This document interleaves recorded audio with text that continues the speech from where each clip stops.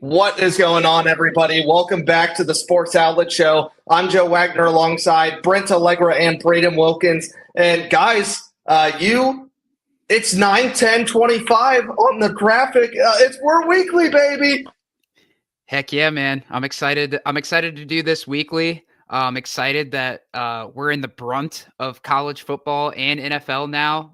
College football week 3 coming up, NFL week 2 coming up. We're here to break it down for you guys. Brayden, how we feeling, fella?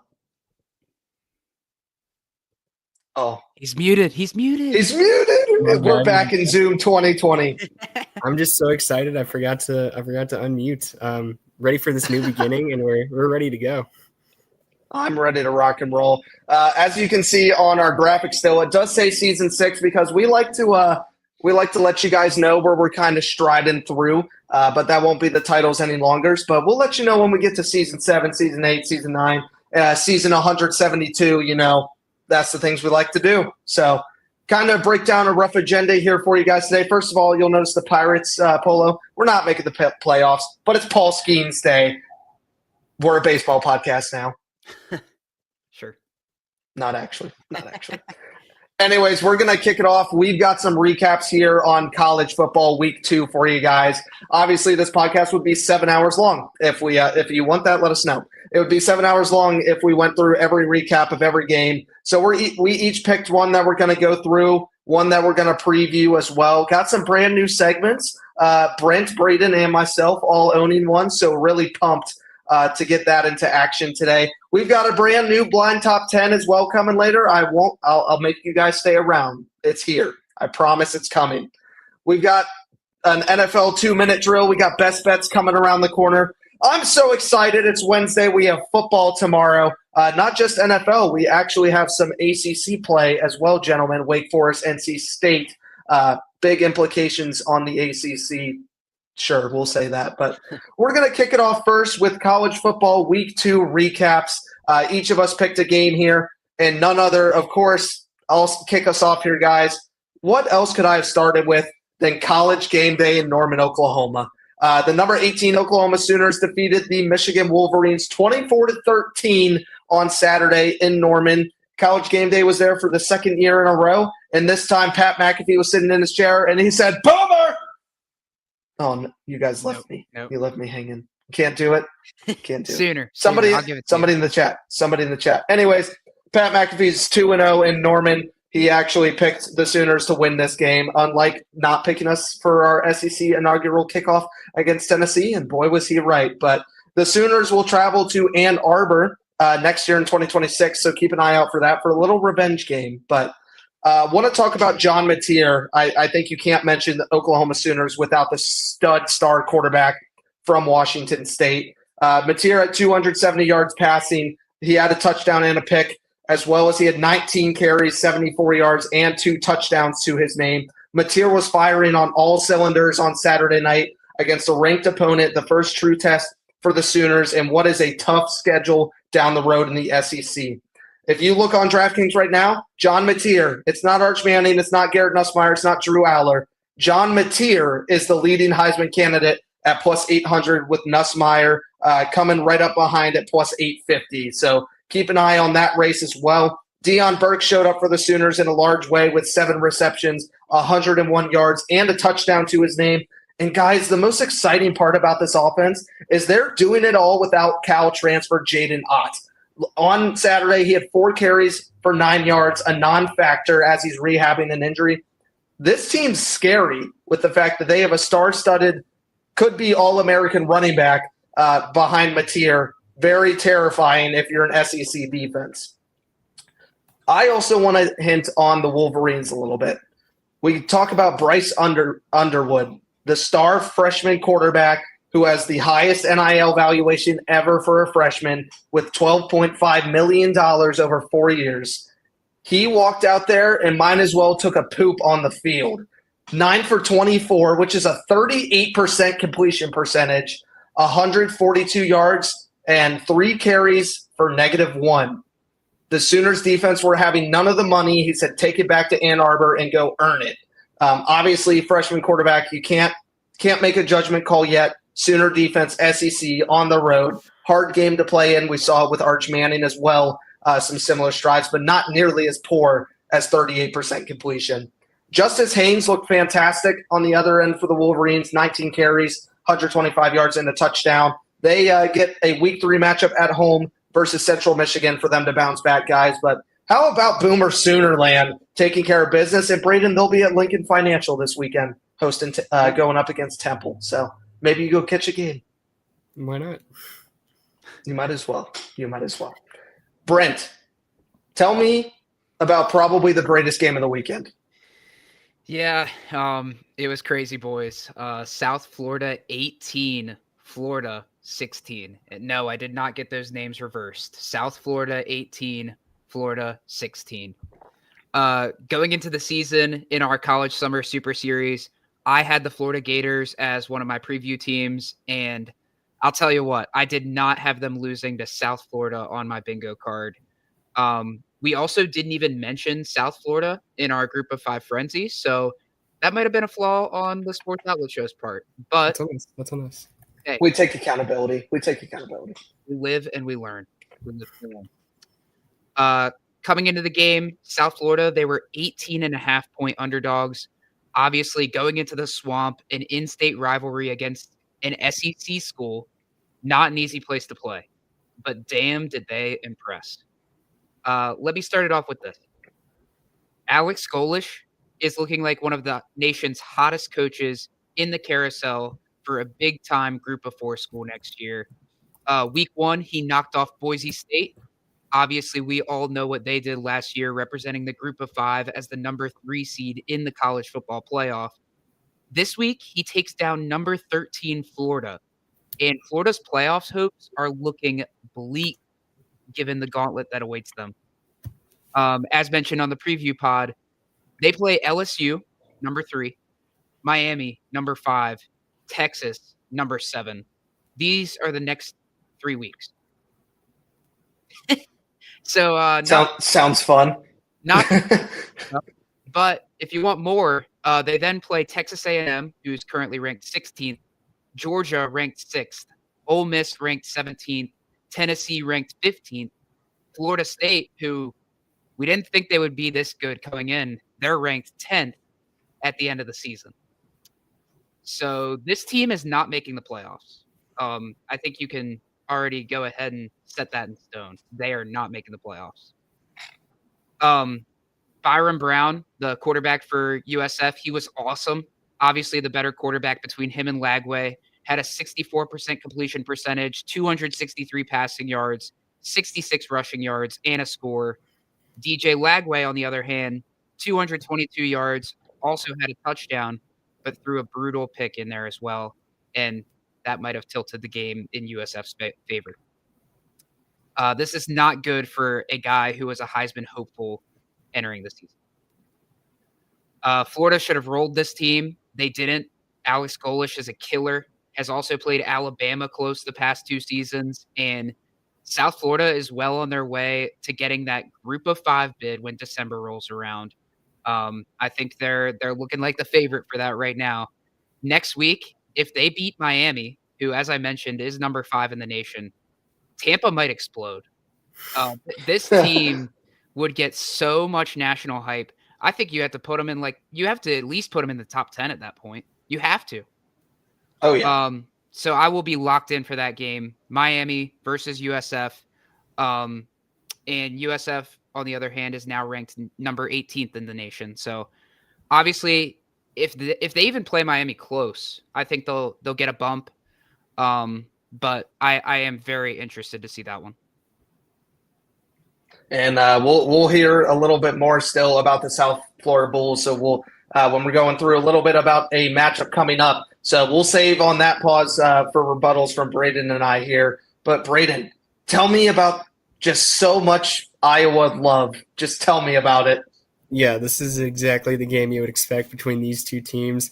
Iowa State's able to pull it out 16-13 in Ames, and that's all because Kyle Conradi hit a 54-yard game-winning field goal with less than 2 minutes left to secure that win. He has to be the MVP of this game. He was 3 for 3 on field goals, 1 for 1 on extra points. He scored 10 of the team's 16 total points. So he's a beast. And P.S., he kicked a 63-yarder last week against South Dakota. So this kid is legit. Rocco Becht, the quarterback, threw 18 for 27, 134 yards and 1 touchdown. He was receiving a lot of hype before the season. He hasn't really showed or lived up to those expectations, but we'll see what he can do for the remaining of the season. This team is 3-0 and going into a couple of easy games here coming up. Tamatoa McDonough on the defensive end finished the game with 2 sacks in the final drive. So if McCarty closed the door, McDonough locked it. This team next week is going to Arkansas State to take them on and potentially start 4-0. For Iowa, Mark Gronowski went 13 for 24 for 83 yards and 1 interception. Gross. He did score the team's only he did score the team's only touchdown though on the ground. Jacob Gill, his wide receiver, had 5 catches for 52 yards. He was the only man with more than 1 reception on the team. Next week, though, things are looking up. They go, or UMass comes to them. They marked this one preseason as likely a win, and it should be, as the Minutemen are 0-2 with a beatdown versus Temple and a loss versus Bryant. So UMass is not a very good team, and if Iowa doesn't come out with a win there will be a lot of problems going on. And then that was that game. Absolute thriller with Conradi taking the cake. Wow, just Iowa State continuing to impress, Brayden. Just got to represent the Big 12 well, right? So there's your Big 12 mention for everybody out there. Guys, I've watched what you did this weekend. Brayden hitting a Super 6 in week 1 in back-to-back weeks. Just turning one unit into 10. It's a beautiful thing to do. We'll talk about that a little bit more. But Brent, a little sprinkle on Sunday Night Football, the Dalton Kincaid coming back as a savior for the band. Wow, just absolutely splendid. So, guys, you can trust these 2 gentlemen over here. First of all, I have nothing to do with anything that these gentlemen are doing. This is all their advice, not mine, and I just put it on the screen for them. But Brent and Brayden are 2 guys you might want to take some advice from because they're both hot and their pockets are full. Brent, tell me about your first best bet this weekend for college football. Yeah, the first bet I have, and probably the one I'm hammering the most, is Clemson -3.5 at Georgia Tech. Clemson, obviously, they haven't had the start to the season that they were hoping for, but I really do think they're one of the best teams in the nation. I highlighted that pretty early on in our preview pod, and obviously you got to worry about Haynes King, but in that week 1 matchup against Colorado, I mean, he was good, but they barely scraped by. I really think Clemson is going to win this game by more than a touchdown, personally. So if you're comfortable even moving that line a little bit, move it to -6.5, something like that, you could even get more bang for your buck. But if you want the safe play, I'd go Clemson -3.5. So that's my first one. The second one, kind of highlighted on it a little bit earlier, but I have South Florida +17.5 at Miami. This team is rolling right now. I love what they're doing. I think Florida is a super, super talented school. Miami also super talented as well. But they are an ACC team, which is usually a little bit worse than the SEC. So I really like South Florida in this one. I think Alex Golesh keeps it rolling. I don't know if they'll win, but I do think they'll win close or play it close. My bad. And then my last one, I'll actually give you a little bit of a tease. I'll give you that during my college football week 3 breakdown. So you'll have to stay tuned for that one. That's exciting. He's putting it all over the map, guys. That's what he does. Yep. Let's kick it over now. We did the recaps of week 2 a little bit. If there's a game you wanted to see or a game you want to see us recap next week, feel free to drop it in the comments, leave a like, let us know. Happy to follow us on Twitter, Instagram, whatever. Let us know what you want to see. We're happy to recap what the fans would like to see. But Brent, it's like we're just, things come in threes. My game to watch that we're going to talk about is number 18 South Florida at number 5 Miami. Obviously, Brent's pick at +17.5. Let's go through it a little bit. I'll be a little brief because we've talked about the Bulls a lot today. Obviously, the week 1 win, Boise State was huge. Week 2 going into the swamp and winning, absolutely massive. Nico Grammatica, I love to give love to kickers, obviously hitting that game winner against Florida. But it was Byron Brown leading that 8-play, 87-yard drive that got the Bulls into a 20-yard field goal, right? He's been fantastic, and it's awesome to see. You see the transfer portal. You see NIL. You see all this. Byron Brown has been a South Florida Bull for 4 years. He's been there. He's watched. He's laid the foundation of this school. 473 yards passing, a touchdown, 109 yards rushing, and 2 touchdowns through those 2 games. Keyshawn Singleton has really helped a lot. Both of his years, he's also been a USF Bull. 7 catches, 168 yards, and 2 touchdowns to his name. And then I also love to give the defense a little love too. Jalen Schuler, who has also been a 4-year player at the USF Bulls. Talk about sticking to your brand, something you don't see in college football any longer, which just makes you like this team a little more. He's at 21 tackles and 2 pass deflections. Flip the script to the Miami, Florida Hurricanes, right? Week 1, they beat Notre Dame, huge game, 27-24. Then they get to host Bethune-Cookman, 45-3, a little bit different speed. Are they going to come off sluggish? Carson Beck also been phenomenal, 472 yards and 4 touchdowns. Mark Fletcher in the running back spot has been crazy great as well with 152 yards and 2 touchdowns. And then again on the defensive side of the ball, Reuben Bain Jr. has been fantastic with 9 tackles, a sack and a half, a forced fumble, and a pick through 2 weeks. But here's what I want to highlight. It's not the fact that the line's 17.5. It's the fact that this game is a 4:30 p.m. Eastern Standard Time kickoff on the CW network.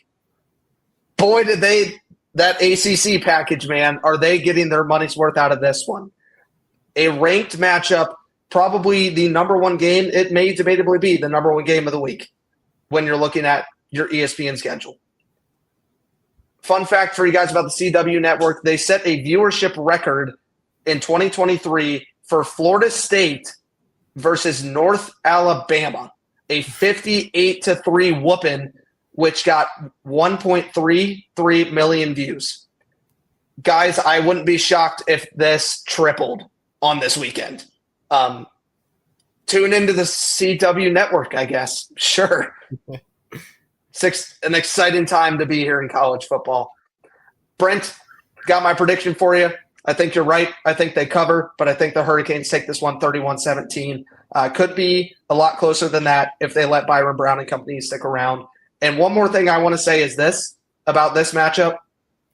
Could you imagine being in any department of the USF Bulls and knowing you are playing Boise State, Florida, and Miami, Florida to start the season, and you're telling me at worst you're going 2-1? Going into conference play where you should whoop everybody, even if they lose this game, very, like you said, Brent, very big group of 5 prospect. Yep, absolutely. Absolutely. I'm really excited for this one. Like you said, Joe, it might be the one I'm most tuned in on this weekend. So really excited. If you can find the channel. I know. I hope I have the CW network. I'm not entirely sure on that one. Everybody's checking right now. Yeah. Go look it up on Google. Brent, you teased us a little bit. Now let's see about the Aggies and the Fighting Irish. Yeah. Texas A&M, number 16th in the nation. They're 2-0. They're coming to Notre Dame, who's number 8 after going 0-1 in that week 1 loss against Miami. They were on the bye last week. This one kicks off at 7:30 on Saturday. It's an NBC matchup, so it'll be prime time. It'll be on the big screen. And this is Texas A&M's first true test after opening against UTSA, where they won 42-24, and Utah State, where they won 44-22 at home.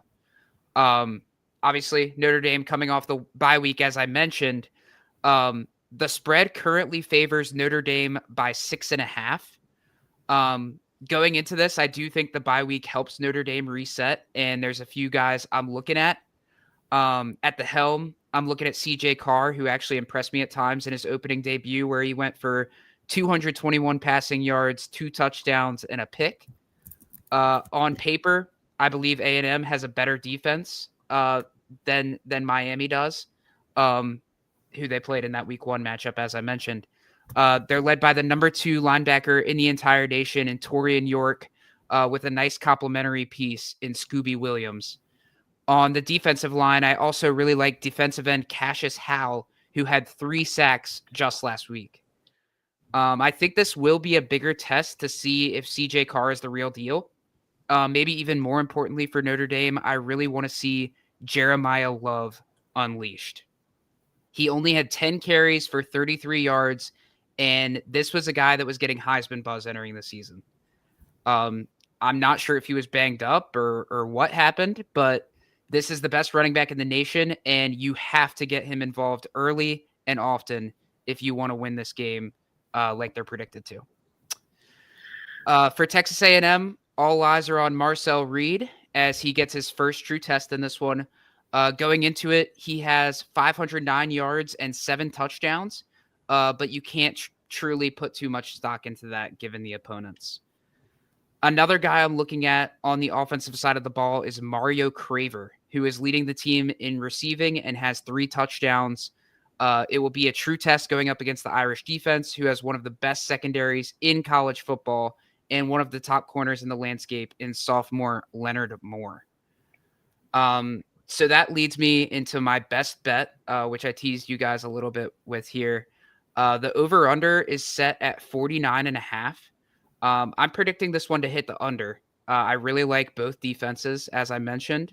And I think Notre Dame is going to win the ball game coming out of that bye week, but I do think it will be close. I have Notre Dame 24, Texas A&M 20. So if you want to add the spread to that as well, the plus, I believe I said it was 6.5. You can add that as well. So definitely another very interesting matchup, marquee matchup to keep an eye on. Brayden, you're taking College Game Day, right? First, want your opinion real quick. Out of the 3 matchups we're talking about, did this one deserve it this quickly in Knoxville? I think the other options are great. I think the option that they did go with this game is great. But I think the story with USF has just been so fun to follow this week. I think highlighting that game would have been a great time down there in Florida. I think the crowd would have been riled up and ready to go. But I am excited to see what the Game Day crew does for this game coming up this weekend as well. Both of these teams, the story is they're 2-0 with new starting quarterbacks this year.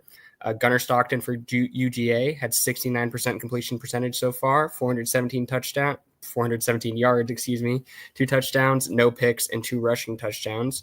And for Tennessee, Joey Aguilar has 66% completion, 535 yards, 5 touchdowns, and no interceptions.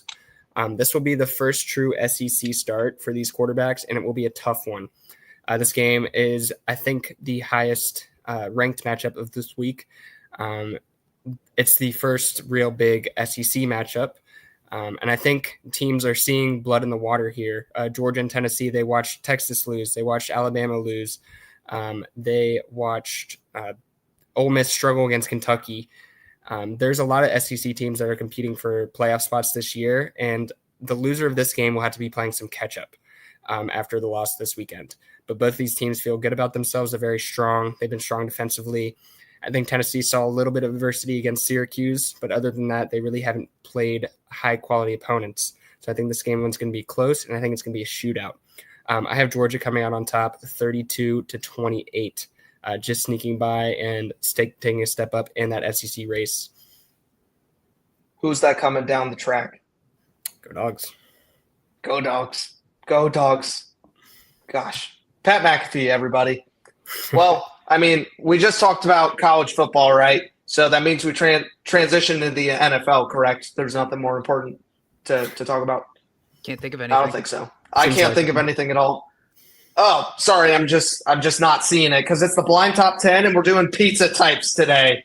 Brent, Brayden, big pizza guys. I do want to give a shout out though. I did not make this list.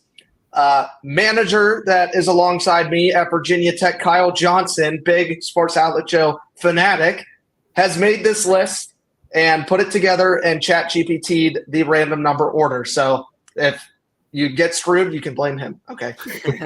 I'm just kidding. Thank you, Kyle, for getting this ready. I'm pumped. I've seen the order of this, and this may tear you apart. Oh no. I'm excited. Let's who's first today? I always forget. I think it's me this time. Yep, I went first last time. Yeah. All right. Let's get out. Oh, we got the comment section. He said, come on. Let's go. I'm excited. I don't know about anybody else, but I'm pumped. Here we go. Types of pizza. At number 1. Are you ready? Are you sure you're ready? I'm ready. Buffalo chicken. Oh, man. Starting out of the gates hot. I love some buffalo chicken pizza. It's top tier for sure. I think I'm going to go 3. 3 at buffalo chicken. Yep. Wow. Get a little ranch on the side. Mm-hmm. Get a little bit of ranch. All right. At number 2, Brayden, the Supreme. Supreme. Okay. Got some meats going on. Let's see. Got some veggies in there too. Don't forget about the veggies. That's true.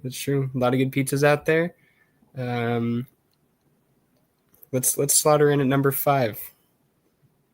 Okay. I can tell you right now that the missus is gonna get on you. Oh no, not again. Brent. At number 3, plain old good old sausage. Sausage. I feel like sausage by itself is like, it's not my favorite. I'll be honest. Like if you put on like a full on meat lovers, that gets me excited. But just sausage by itself, not really something I'm clamoring for. But it's also not like the worst. I think I'm gonna put it at number 9. Number 9 for just I agree. It's kind of like a utility player, right? Yeah, you need some bacon, you need some ham on there. You got to get the meat lovers going. All right. At number 4, flipping it back to you, Brayden, the margarita pizza. The margarita pizza. All right. Not one that I've had too many times in my life, but also I think it's very solid. Probably not my favorite. Let's go 7 here. 7 for margarita. Let's see if I can spell it right. Margarita with some margaritas. Oh yeah. Hey, that's a podcast segment right there. Kyle doesn't like the sausage pick. No. I don't blame you. It's not my favorite by itself. Like I am never gonna order a sausage pizza. Like that. That's just not gonna happen. Come on, man. This is outrageous. Brent, it's funny you mentioned sausage utility player and needing a meat lovers because that is at number 5. Oh, meat lovers? Yep. Yeah, this has got to go in the top 2 for sure. I think there is a better one out there, so I'm gonna go number 2 for meat lovers. All right. Meat lovers pizza at 2. Brayden, you see one chicken up there. You knew this one was coming too. Barbecue chicken pizza. Very good. Not as good as the buffalo chicken. For some reason, you can't go wrong with chicken on pizza. It's very solid. I'm ordering a pizza after this, by the way. I'm so hungry. Yeah, I'm gonna slot it in at number 6 here. I think there's 2 more in my head that can go up top, and I'm feeling confident with that. All right. Ooh, Brent. Big pick here. You got the 1, the 4. This is the most even spaced you guys have ever had. You guys are getting better. All right, Brent. I know this is a personal favorite of yours. Nothing better than a good old veggie pizza. I really thought you were going to say something else there. Man, I love my vegetables, but if you're going to go for pizza, you might as well do it right. That's kind of my logic on it. Veggie, it's going at 10. Wow. I think that's fair. If you're committing to a pizza, you already know you got some unhealthy stuff in there, so why not? But now that I think about it, I think we might have made a mistake because I think there is going to be a pizza type coming that we're all going to hate, and it might be on there, it might not, but I'm thinking anchovy might be on that list, and if it is, I might be a sad person. Let's keep taking a look at if Mr. Johnson put it on there. Brayden, kind of wish Brent got this one, but Brayden at number 8, we have the Hawaiian pizza. Yeah, I was hoping this one would he's back there grimacing. He's like, oh no. I know you guys are both a fan. I have recently become a fan. So if this was 2 years ago, it might be going at number 8, but I think I'm going to slot it in number 4 here. I know it's not for everybody, but I've learned to love it. I would have just taken the contentious pick and put it at 1 because that's how much I love Hawaiian pizza. I'm a huge fan. I will pick it every single time.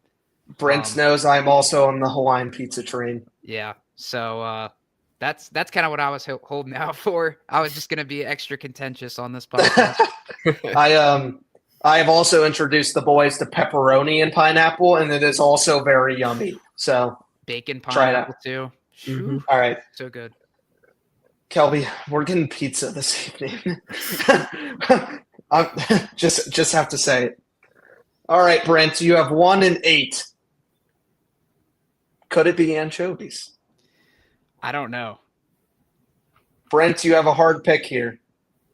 You have cheese pizza. Straight up good old-fashioned cheese. This is tough because if anchovies on the list, we put it at 1, Brayden. But I also feel like cheese, like we can't put cheese at number 1, can we? I'm a cheese pizza guy. It is good. It's good, but it's like easily like number 5, number 6. Oh my God. You know what? A good cheese pizza is really, really solid. I'm playing it safe. I'm putting it at 1. I think that's the right answer. I think that's a good call. Let's see if you were right. Suspense as always. I'm scared. At number 8, there may be some comments in the section about this gentleman. Oh, no. We had cheese, meat lovers, buffalo chicken, Hawaiian supreme, barbecue chicken, margarita, blank, sausage veggie. Your blank is an all-time classic. It's pepperoni. I'm an idiot. No. I am such an idiot. How did I forget about pepperoni? I didn't even think about that either. I just had anchovy on the brain, and I totally lost it. Kyle did this list, and it was completely randomized. And I looked at the bottom of the list, and I saw cheese and pepperoni, and I went, these guys are cooked. I was like, this is the worst situation you can possibly be in. But honestly, like, if you flip pepperoni and cheese, I really don't think it's that bad of a list, honestly. I fully, as a cheese pizza lover, I respect it at 1 all day, every day. You're right. A good cheese pizza is really, really good. Correct. But yeah, I messed this one up. Sorry, boys. I think you just did just fine, Brent. It's not our best list, but I think it could have been a lot worse. I do agree with the sausage pizza take. I'm not gonna lie, I might cry after the podcast. Brent keeps himself up at night from these lists. They haunt him. Yeah, they do. They haunt him. Yeah, this ruins my reputation. I didn't know there was much to begin with when it came to top 10. There's so much. Hey, so much good thing is, Brent, we're weekly, so you have a shot next Wednesday to get it right. All right, we'll be back here with the top 10. Obviously, we're going to transition over to NFL, so the people that didn't care about sports, thanks for joining us for top 10. We'll see you next week. But we got the National Football League coverage here for you. Obviously, we can't go through every game, but unlike with college football, where there's about 70 games a weekend, there's only 16 on an NFL base, so we've picked 3 to go ahead and pick. This is where my segment comes in. I've been doing my best Scott Hansen training impression, so you'll have to bear with me and see if I can get better as the weeks go on. But I'm going to stand up for this. Let me move my chair. Oh, Sports Outlet Show. Thank you to my beautiful wife, Kelby. Look at how nice that looks. Going to move this over. All right. You guys ready? Brent, you can tie me, and if I'm over 2 minutes, then I get shamed. I'm pulling it up. I don't actually want this. All right. Let me know when. No, you start when I start. I said shamed. Can you see it? Yeah. You start when I start. All right. Starting with the Jacksonville Jaguars, they were the home team with the Travis Hunter debut. 26-10 victory over, unfortunately, my Carolina Panthers. Travis Etienne had a really big rush, 16 carries, 143 yards, and a touchdown. And Bryce Young did not look very great in his Week 1 tenure. Going to the Cardinals and Saints being the home team, Marvin Harrison looked like he was bulked up this season. He had 5 receptions, 71 yards, and a touchdown, and really concerned about the Saints going into Week 2 against an unhealthy 49ers team. Kicking it over to the Colts, what an absolute beatdown over Tua Tagovailoa. He looked horrific. The Miami Dolphins defense was nowhere to be found. NFL MVP coming up, Daniel Jones was fantastic. 272 yards, that's for you, Brent, a touchdown. 26 yards and 2 on the ground with 3 overall. Daniel Jones was fantastic. Let's see what he can do going into Week 2. Go to the Vegas Raiders and the Patriots, 2 young, dynamic offenses. Ashton Genty got in for his first touchdown, and Geno Smith, celebrating my dog's 13th birthday, played really well with 362 yards, a touchdown, and a pick. Interested to see what Drake May and company can do, and Demario Douglas as well moving forward. Interesting game of the week. Cincinnati Bengals win 17-16 over the Browns in Cleveland. Evan McPherson, and I know exactly this note-taking here, hit a 35-yarder game-winning field goal with 2:48 left in the third quarter. That's how bad these offenses played. Joe Burrow, Jamar Chase need to get better. Chase Brown was just fine, but intrigued to see what Joe Flacco and company can do in Week 2. Heading over to the West Coast, we have the Niners Seahawks NFC West battle. The Niners won 17-13. Ricky Pearsall looked fantastic with 4 catches and 108 yards. Obviously, losing Kittle to the IR is going to be a problem, but tight end Jake Tunges actually got his first touchdown this past season, and it was the game winner. Expect him to look right in on the tight end for the 49ers. Broncos-Titans debut of Cam Ward. Titans took this one 20-12. J.K. Dobbins was the leader here, 16 carries, 63 yards, and a touchdown. Cam Ward did not look good. Bo Nix didn't look that well either.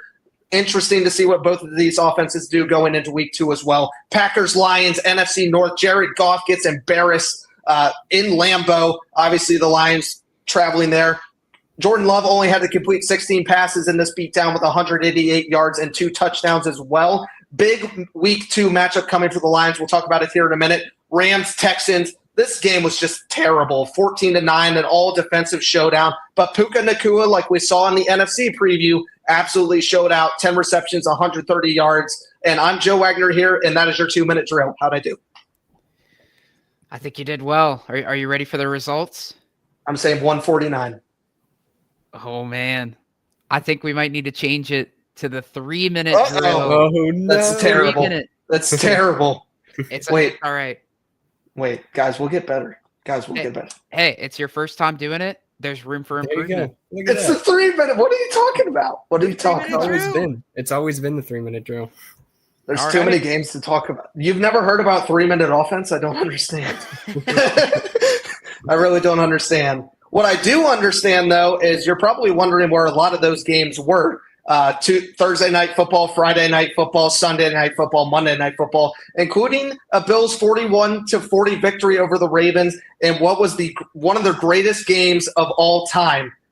We're not going to talk about it on here today, and I'm sure that's going to disappoint a few of you, but here's why. You can go check it out on our new Instagram, and just for you guys, we'll actually show you it live going over to the postgame pulse Sunday Night Football where Joe Wagner, myself, have Sports Outlet Show family, Joe Wagner here with your Sunday Night Football post-game pulse. And a 41-40 victory for the Buffalo Bills over the Baltimore Ravens did not disappoint on primetime on Sunday Night Football. We had MVPs versus MVPs, 2 offenses firing on all cylinders, and 2 AFC heavyweight favorites to be in the championship game and represent at the Super Bowl for the AFC. I am here with all your coverage for tonight's statistics and key takeaways. Let's go ahead and dive right into it with the Buffalo Bills. Josh Allen looked in full MVP form this evening with 394 yards passing, 2 touchdowns as well, 30 yards rushing and 2 touchdowns on the ground. His wide receiver one, Keon Coleman, showed up in a massive way. 8 receptions, 112 yards, and a touchdown to his name.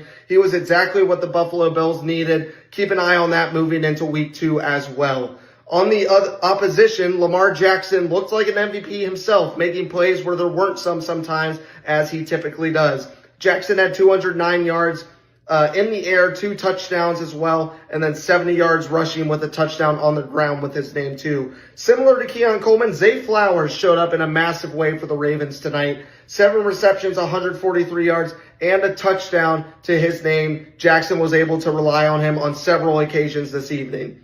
The guy of the evening, Derrick Henry, 18 carries, 169 yards, and 2 touchdowns. A phenomenal outing for the Baltimore Ravens. Let's go ahead and keep going down the line. Derrick Henry had a 46-yard touchdown with 11:46 left in the fourth quarter. Tyler Loop missed the PAT to make it a 40-25 lead for Baltimore with 11:45 to go. Josh Allen gets the ball and is able to eventually go down the field on a drive with Keon Coleman catching a touchdown, mentioned his name earlier, to make the game 40-32. This is when things get interesting. 3 minutes, 10 seconds to go on a first down. Derrick Henry fumbles the ball on the Baltimore 32-yard line, and the rest was history for this. Josh Allen and company takes advantage of this blunder by Henry. Josh Allen jumps over his own O-line to make the game 40-38, but unable to get the 2-point conversion once again, something they struggled with all evening. Jackson and company get the ball back. They unfortunately punt on a 3-and-out, and after that, it was all Josh Allen MVP. 9 plays, 66-yard drive, game-winning field goal by Matt Prater to cap off the Buffalo Bills outscoring 22-6 in the fourth quarter of the Ravens, a 41-40 victory for the Bills in a huge fashion. This was a massive game for Josh Allen, Sean McDermott, and the entire Buffalo Bills organization. We'll see if the Ravens can bounce back in week 2. But this is Joe Wagner with your postgame pulse. We'll see you for Monday Night Football. Good night. What a good-looking man that was. Wow.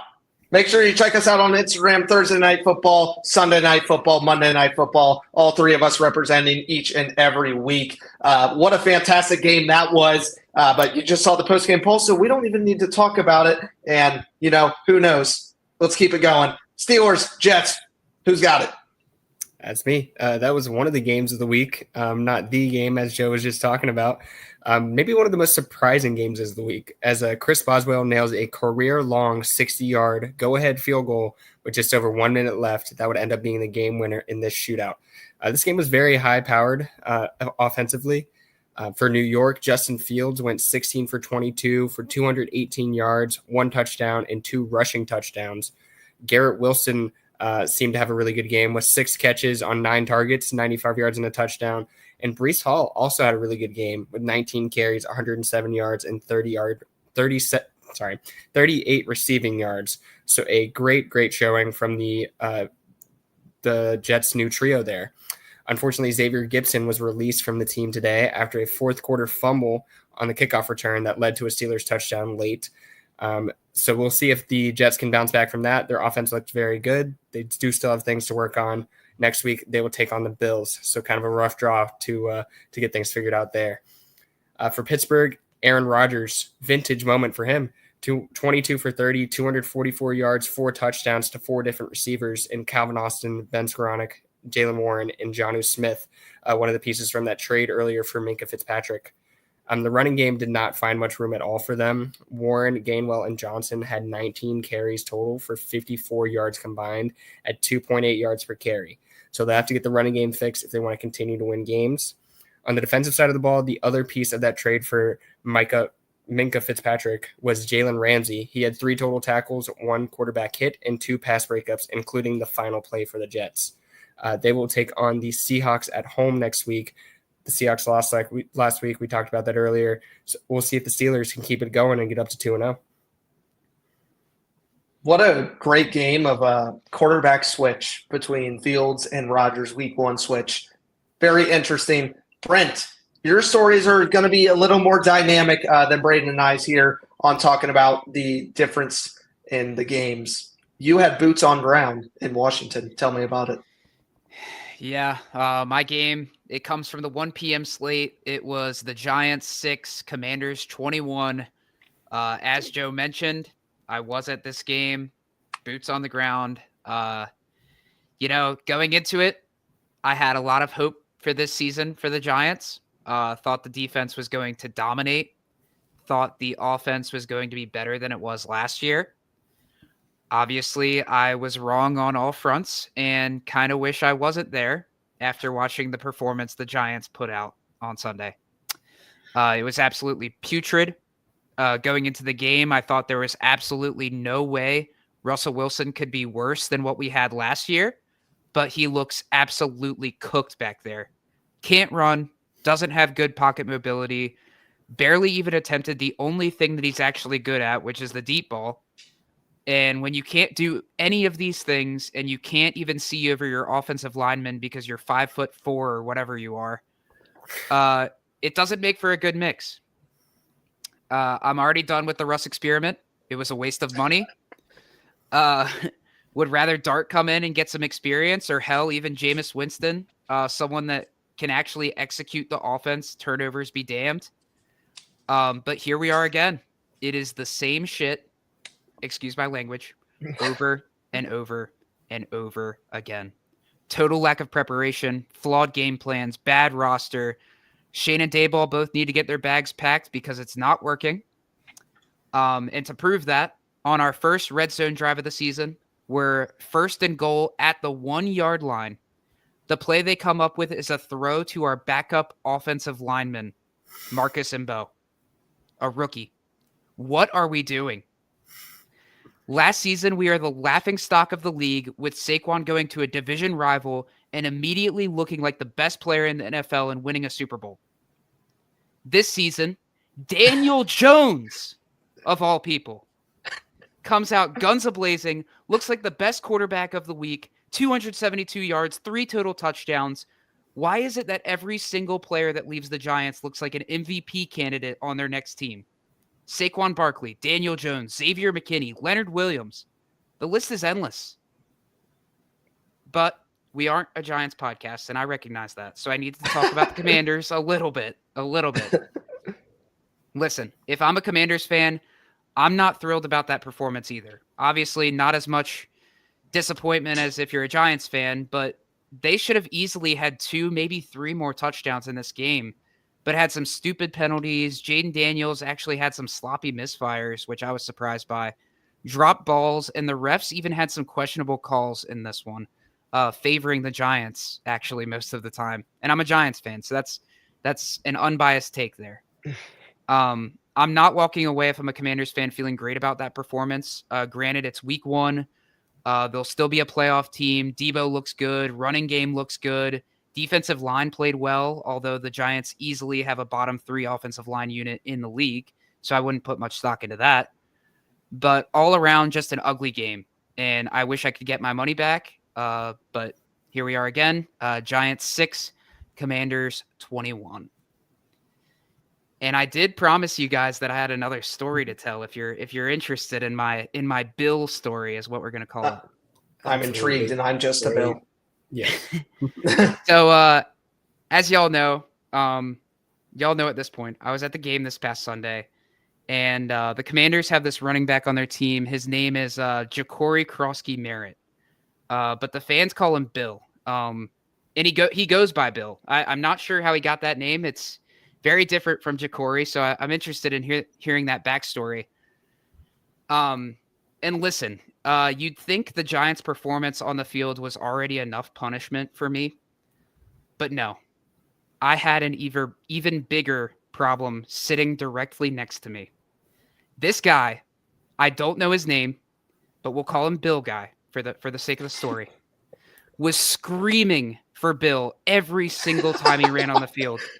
And when I say screaming, I mean in my ear, like, let's go, Bill. Give it to Bill. Come on, Bill. Get in the game, Bill. Non-stop. So I'm sitting there like, Bill. I look it up after the game. Turns out Bill played 23 snaps, got 10 opportunities, but you'd think he was Barry Sanders the way this guy was going on. Every time Eckler, Chris Rodriguez, or Jeremy McNichols came in the game, this guy lost his mind. Didn't care what was happening. Didn't care what the down was. He just wanted Bill in the game. And the worst part, I'm sitting there in my Giants jersey. My dad's on the other side of me in his Giants jersey. And with how the game was going, I had no room to talk. I couldn't say anything. I would have gotten hated on. I would have gotten embarrassed. So I just had to sit there and take it. So yeah, I officially have a new irrational hatred for Bill. Rookie, not his fault. Probably a nice kid, but I'm fully traumatized by Bill now. I don't even know what else to say. Bill, he's on my hate list. That happens. Poor guy. It was unfortunate. I'm sorry. Just I don't even know what to say. That's awesome. That's hilarious. Anyways, we'll keep it going here. So we get you guys your time back on Wednesday night. I'm going to talk about an NFC South matchup, Bucks, Falcons. Definitely a really interesting game. 23-20, obviously the Buccaneers win. Highlight the Buccaneers a little bit first. Baker Mayfield looked good. He was shake and bake, 167 yards, 3 touchdowns. But Emeka Egbuka looked fantastic in his debut. 2 touchdowns, 67 yards on 4 catches. If Mike Evans does his thing again, 1,000 yards, and Emeka Egbuka is on the other side and Chris Godwin comes back, you could be looking at the best trio in the NFL. So keep an eye out for the Buccaneers offense. Also want to talk about Cameron Johnson. He had a 54-yard punt return that set up a 5-play, 32-yard drive to go up 17-10 in the late third quarter. Punt returners deserve love too, especially when those are getting cut left and right. Michael Penix Jr. on the other side of the ball, the Falcons looked great.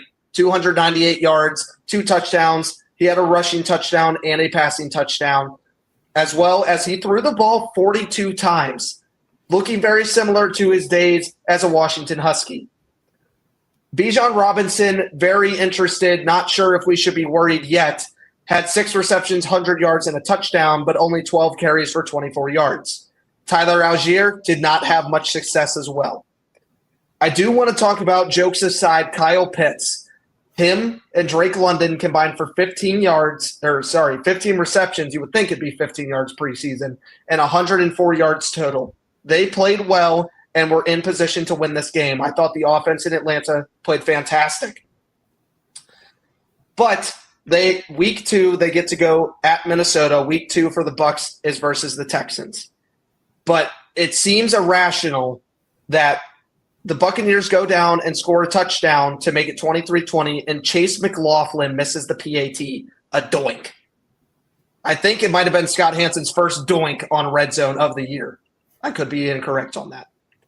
But then Old Reliable, who may be the most clutch kicker in the universe, maybe not greatest, but clutchest, Younghoe Koo misses a 44-yard field goal as time expires that is automatic for him.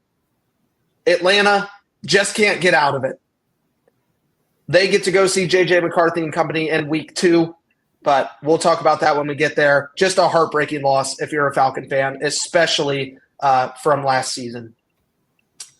We have some games that we're going to go to watch in week 2, as well as our survivor picks, so we'll make sure we keep this podcast rolling. But first, Brayden, quickly take me through your 3 NFL best bets after hitting that 6-leg Super 6 earlier last week. Yeah, I'll be pretty brief here.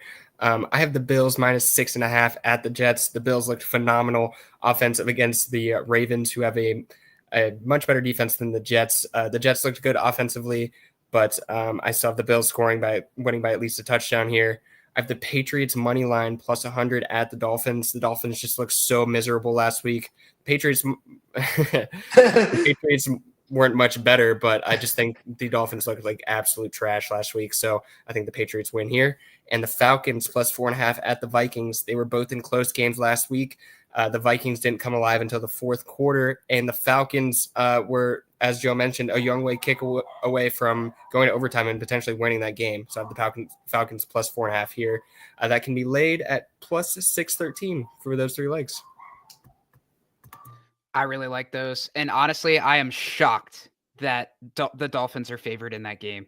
After what they put on tape last week, that they are favored in that game is nuts to me. I thought the exact same thing. I'm going to be hammering Vegas knows something we don't. Terrified. Our NFL Week 2 games to watch, maybe a little brother bias on this one, or maybe it's a little Daniel Jones hatred, maybe a little bit of both. Broncos, Colts, Brent. I guess we'll find out. The Broncos 1-0, going to the Colts, also 1-0. This one's a 4:05 kickoff. Broncos are favored minus 1.5. It opened at 2.5. So this has since moved a little bit since it opened. Obviously, both of these teams had very different stories in becoming 1-0. As I believe most Broncos fans were disappointed in their performance against a rookie-led Titans team where they only won 20-12, and the Titans actually had a chance at the end of the game to tie it up. On the flip side, I believe most Colts fans were thrilled with the performance Indiana Jones gave them, as we have to call him now, going for 272 passing yards, a passing score, and 2 rushing scores. Also, maybe even the more bonkers stat coming out of that game is that every single one of their drives ended in scores. They didn't punt the ball a single time. Wow. Since it was week 1, I'm not sure if this is a testament to Daniel Jones or if Miami's defense is truly that bad. If they are, I would pick up every single fantasy player you can against Miami whenever they play. Either way, I think we find that answer out this week. As we mentioned, Brayden and his best bet, the Dolphins play the Patriots at home. And I don't think any of us are saying that the Patriots have a top tier or even above average offense. So I'm interested to see Drake May's numbers in that one. And the Colts, on the other hand, they play the best defense in the entire NFL in the Broncos. So if Daniel Jones looks spectacular in this one, I might just have to call it quits being a Giants fan because that would be absolute pain for me personally. But nonetheless, I think this is going to be a defensive slogfest. That's what I'm predicting. And I have the Broncos 18, Colts 13, and the Colts come back down to earth just a little bit. I agree. I think week 1 effects go way out of standard sometimes. We saw it with Sam Darnold last year, although he was pretty consistent as well. But just that week 1 blow up. So it's a full season. It's a long season. Anthony Richardson is still on the bench, right? So let's see what happens there. Yep. But interesting game, probably going to be a defensive matchup as well. I'll try and be brief here with the Bears-Lions, but an NFC North game with 2 0-1 teams who don't want to be 0-1. You sure as heck don't want to be 0-2 going up in this matchup, as well as the fact that they're both NFC North losses. You don't want to add a second onto the tenure there as well. Keep it brief here. Ben Johnson, it's going to be an emotional night, returning to Ford Field after blowing Go watch Brent's post-game polls about Minnesota Bears. Vikings Bears, go watch it over there. It's going to be an emotional night for Ben Johnson. He knows every single play that's probably coming in Goff's headset and the tendencies. So expect Goff in the offense to possibly be rattled for a little bit there. But the Bears, 12 penalties and 127 yards in week 1. Horrific, terrible. You need to be more disciplined than that. I'm sure that's what Johnson is talking about this week. The Bears lost the game despite having 65 offensive scrimmage plays, which was second in the NFL last week as well, in which Caleb Williams was only sacked twice, having a 60% completion rate. This receiving corps needs to figure it out in Chicago. DJ Moore with 68 yards as your lead is not enough. He had 68, Zacchaeus had 42, Odunze had 37, and your glorified rookie Luther Bird in the third had -3. Let's fix it, guys. Come on. On the side of Detroit, there's cause for concern by getting beat down in Lambeau. The score showed 13-27 for the Lions, but they really got embarrassed by the Packers. Jared Goff had 39 attempts and 225 yards. That's 5.8 per attempt. Why are we not throwing the ball downfield? The reason is Jahmyr Gibbs had 10 catches for 31 yards. I don't know what we're doing there. That's not utilizing the rookie.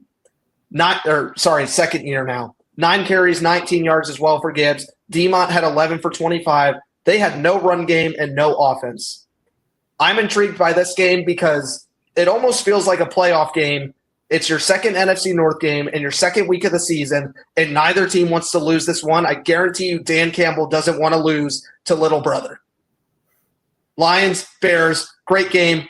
Stay away from it, in my opinion, if you're a gambling man. I have the Lions just squeaking by 34-31. I think this is going to be an offensive shootout. Yeah, I could see this game going any way possible. I rewatched the tape too of the Monday Night Football game. I was really impressed with Caleb Williams in my original Pulse video, but rewatching the second half, he had so many missed throws. It was crazy. Like the polar opposite from first half to second half was crazy for Caleb Williams. So he needs to figure something out as well. We'll see if he can. All lights are shining bright at Ford Field on Sunday. I guarantee you that.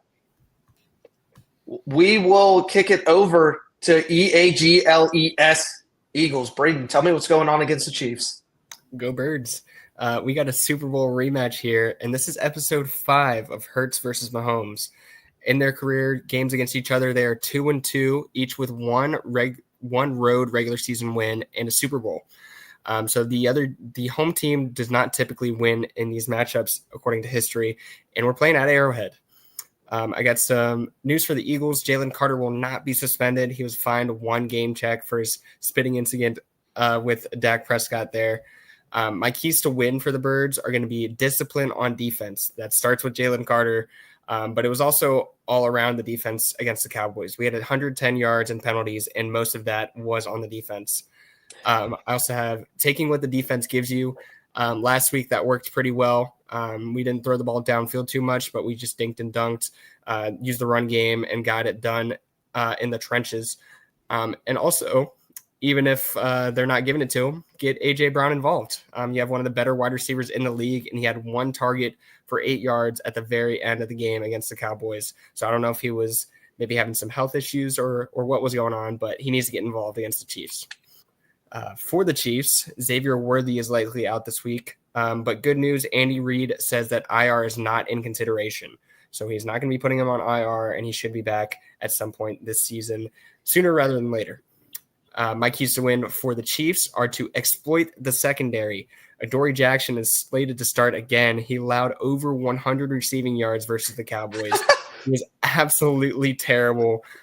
Oh my goodness, it was bad. Welcome to the Adoree. That's the one player that left the Giants and is not an MVP candidate. Yeah. Yeah, he was absolutely terrible. And Marquise Brown looked very good for the Chiefs last year. So keep an eye on that. Last week. Keep an eye on that matchup. Another key to win is spy Hurts. When the passing game wasn't working last week, Jalen Hurts was able to use his legs to produce and score touchdowns. It didn't really seem like the Cowboys had a spy on him for most of the game. So the Chiefs could employ that and hopefully shut some of that down for them. And another one is protect Patrick Mahomes. They allowed 6 sacks in the Super Bowl last year. That was a huge, huge downfall for them. Mahomes was doing Mahomes things last week, even when he was pressured, but that's not something he was able to do during the Super Bowl. My prediction, this game is going to be a lot closer than it was the last time they matched up, but I still have the Birds 24-22. Yeah, the Chiefs going 0-2. When is the last time that happened to start a season? They'll come back. Probably been a while. I'm happy to say we got one last segment. Here it is, very quick as well. Both Brayden, Brent, and myself staying alive, as they say in the Survivor Pick'em. Brent, who was your pick as your 1-0? Who are you taking in week 2? I am feeling more confident in this pick as ever. I have Dallas Cowboys over the New York Giants. Dallas is at home. Little trivia fact for you guys. The last time the Giants beat Dallas while Dallas was at home was 2016. Victor Cruz was on the team. Victor Cruz was in the NFL. That's the last time it happened. I'm going to assume Odell was on that team too. Odell was also on the team. It was Odell. I think I don't even know if Shep was drafted at that point, but Odell, Victor Cruz, Eli Manning. So yeah, it was a long time ago, and we're gonna lose again. 2025 could be the year. I hope it is, but it won't happen. He taking the Survivor bash just to have a team win a game. That's called being a fan. That's called being a fan. Yep. I purposely stay away from Panthers games when I do these things, but my team, I'm going with the Baltimore Ravens over the Cleveland Browns. I think it's a safe one, and people are probably going to say, why are you using the Ravens so quickly? Here's my breakdown for it. First of all, they're 11.5-point favorites walking into week 2. They are playing at M&T Bank Stadium. They are home. But my concern is using them again. You always have to play the game in Survivor with using great teams when you need them versus using good teams when they're playing bad teams. The Baltimore Ravens are a great team, and I think this is why you should use them now. In week 3, they're playing against the Lions. In week 4, at the Chiefs. Week 5 versus the Texans. Week 6 versus the Rams. And week 7 versus the Bears. In my opinion, none of those games scream lock to me. Maybe the game against the Bears, but at that point, Ben Johnson will have things firing on all cylinders. I'm taking a safe one here with the Ravens. They're minus 11.5, and if they lose, probably taking half the pool with me. Yeah, probably. That's true. Brayden. Yeah. Okay. Joe went safe here. I'm going to go complete opposite. We talked about this game already. I'm going the Lions over the Bears. I'm nervous about it. I really am. Whoa. It's going to be a close one, I think, but I think the Lions are going to bounce back after last week. I think they're angry. I think they want to shut down Ben Johnson, and I think they're going to do it. We saw the miscues from Caleb Williams that Brent was talking about. I just think the Lions, there's no way they lose again. But between the three of us, we all pick divisional games. Those are all typically close. So we'll see what happens there. I really wanted to do the Bills over the Jets. But their schedule in the next couple weeks after that looks pretty good for the Bills as well. And I wanted to do the Saints or the Niners over the Saints, but they're just so banged up. I don't know. It's a little scary there. So I'm nervous for this one, but I think the Lions are going to be okay. Brayden, I'm in a pick'em pool this week, and I actually picked the Saints over the 49ers because I am scared of all those injuries. It's freaking everyone. It's Kittle, it's Trent Williams, Jawan Jennings is banged up. It's Brock Purdy's banged up. It's crazy. Yeah, so I picked the Saints. Brock Purdy is going to be out multiple weeks, so it's Mac Jones and Spencer Rattler. Let's go. Let's go. We got SEC ball. We got OU Alabama playing, right? It's like it's November 15th. Happy birthday. Yep. But interesting that we all picked that. I picked against the Browns twice, so we'll see if that comes back to bite me or not. But you guys are all waiting for it. I understand. Got 2 more announcements as well here. Amazon giveaway pick, you remember from the last podcast. Make sure you are on the Instagram because we will be doing a fun announcement of who the winner was. We have all the names already lined up. Friday night at 7 p.m. Eastern Standard Time on the Sports Outlet Show Instagram. So it's almost like we're making you have to go and view it and follow it. That's crazy. Crazy marketing from a guy that got a degree in that. But thanks so much for hanging out with us here today.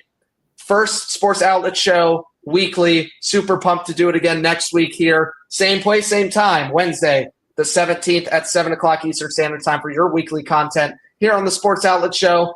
Just a dream to be able to do this with 2 of my closest friends every single week. So I'm pumped to see where we get. And then when we get to the dog days of summer, cricket, horse racing, dodgeball, bowling, I'm ready to rock and roll. We'll do a whole podcast just about unique ones. But we'll see you next time here on the Sports Outlet Show. Thanks for hanging out with us. Don't worry, Top 10 will be back next week. Good night.